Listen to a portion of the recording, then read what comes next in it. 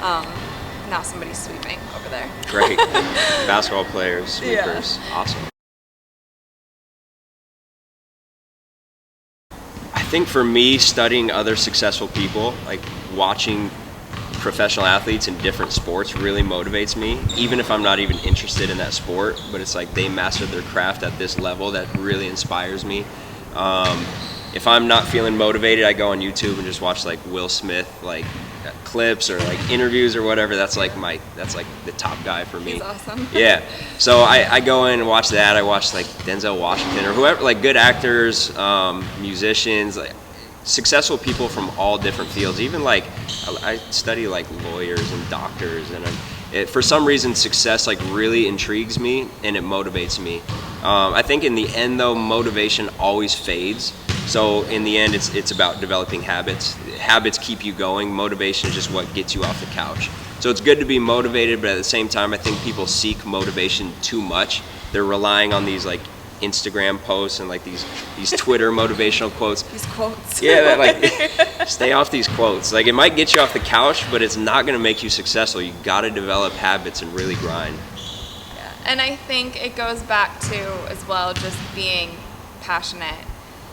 Because you're never really gonna find motivation in the long term if you're not passionate about something. Or for me, I've seen changes in my life from hard work, and you know, I've had these milestones. So for me, it's kind of like going back and seeing how far you can come, and you know, from high school to college to this and that, and it's always, you know, a step higher, and you know, seeing that anything is like possible on that end. Or just what motivates me too is meeting fans or viewers or, you know, young female basketball players, and Definitely. You know, and them just saying, I love what you do. That's, you know, you inspire me, and then it's almost like putting a responsibility on myself. Definitely. Like, you know, these people are looking up to me. I have to keep up with this. I think that's a really good point. Is somebody's always looking up to you. So not just like the people in a high position, not just like the NBA players, but everybody has somebody looking up to them. It's your responsibility to really just put your head down and grind. You got to set a good example for them, especially like a normal high school basketball player. You have a whole high school that's looking up to you. You know, you're like the cool guy for playing basketball. Yeah. So you kind of have this platform and this responsibility to really do good in the world.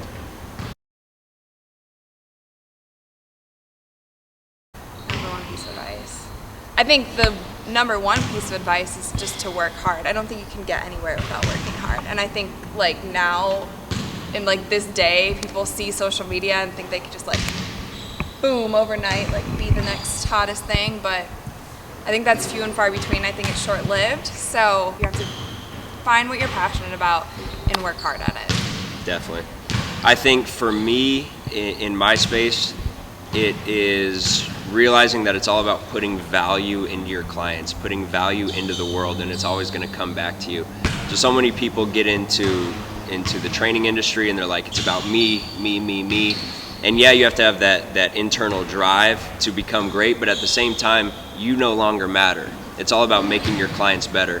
And if you're really 100% dedicated to making your clients better, it's all going to come back to you, and you're going to become successful.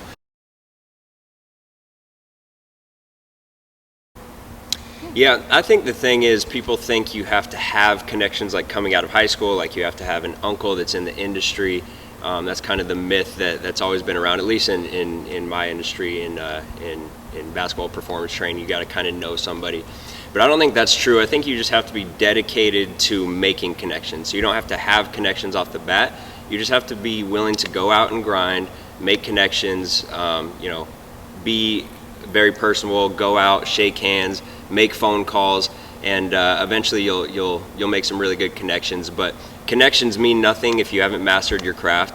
So you can't just meet people, and people aren't just going to look out for you. They're not going to be like, hey, let's give you this job, let's put you on that, if you're not really good. So the first thing is just master your craft, and then go out and make really good connections, and then, like she said, establish and maintain relationships, because so many people make the connections but they don't maintain those relationships for the long term.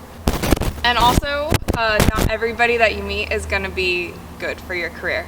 So Definitely. kind of realizing, oh my gosh, there's a spider making a web on you. Ooh. I just saw it like right there. coming down from your arm, like, oh, don't step on it. Oh, Okay. I probably would have. Oh, I touched it.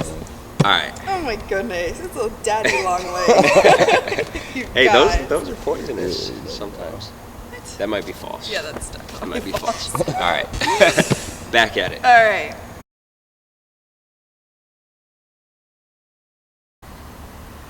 I do not know the correct answer to this question. I'm gonna like say what I think it might be.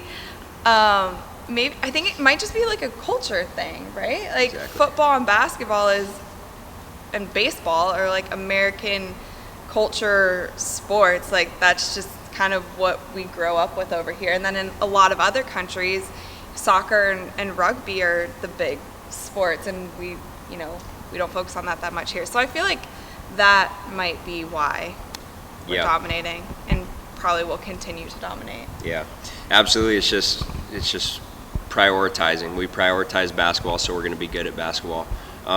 So many other countries, everything is split, where they're into soccer and cricket and like all these other things, Yeah. and we're just like football, basketball, baseball, and Yeah. that's it.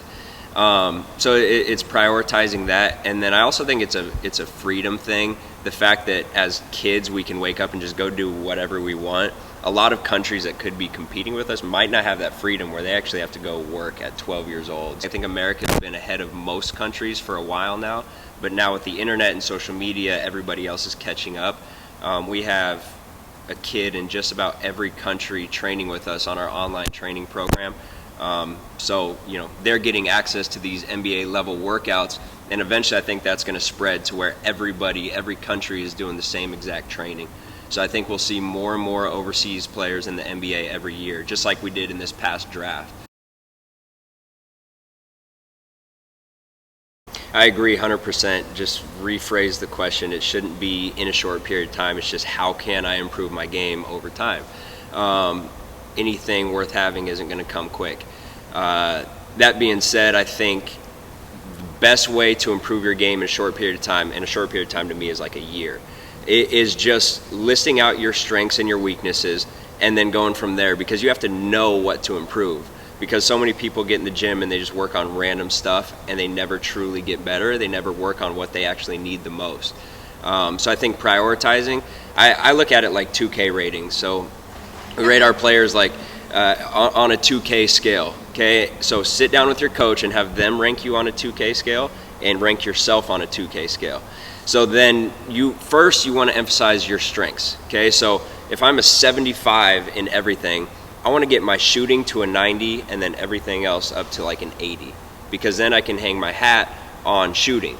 And you can go fill a role at the college level or at the NBA level. Everything is about specialists. So it's the next level, getting noticed because of that one skill. If you're 75 in everything, don't get to an 80 in everything. Emphasize one skill so that you're a specialist, and then improve everything from there.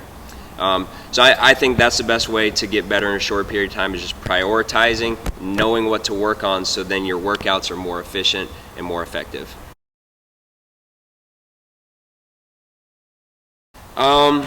It's tough because we have a lot of NBA guys that train with us, so I'm a fan of everybody and I'm a fan of their teams. I watch every single game, every minute. So it's tough to say, but I grew up in Arizona, so I would say the Suns. We have 2 players that play for the Suns now, so it makes me like them even more. We've been rebuilding for quite some time now, and I keep thinking we're going to win the championship, but it's coming. It's coming. So I would have to say the Suns. Do you want to do an outro, or do you not do Yeah, outros I mean, either? I don't do outros. Okay. How do you do an outro? I'll do mine really quick. Yeah. And then, okay. All right. All right, guys, so I hope that you enjoyed this Q&A. Sorry about the noise in the end. So make sure that you guys thumbs up this video if you liked it, and put in the comments some more questions, and maybe we can do another Q&A together if you guys liked it. And of course, click that little subscribe button for more videos every week. We'll see you later.